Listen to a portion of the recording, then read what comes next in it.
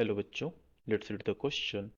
In a parallel plate capacitor of capacitance C, a metal sheet is inserted between the plates parallel to them. If the thickness of the sheet is half of the separation between the plates, the capacitance will be.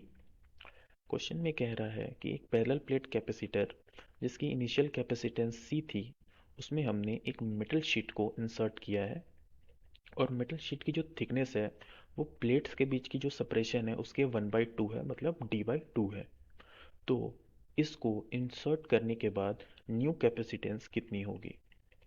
हमको पता है कि जब भी partial insertion होता है किसी भी डाइलेक्ट्रिक या किसी भी मेटल का, तो जो न्यू कैपेसिटेंस होता है उसका formula C is equal to A epsilon not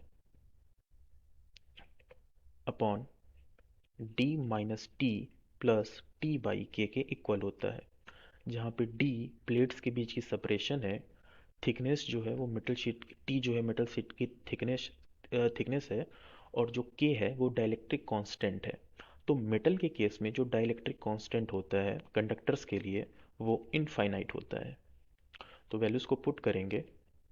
this will B A epsilon not upon d minus D/2, ये हमारी थिकनेस आई थी, प्लस टी अपॉन के, और के की वैल्यू है इनफाइनाइट.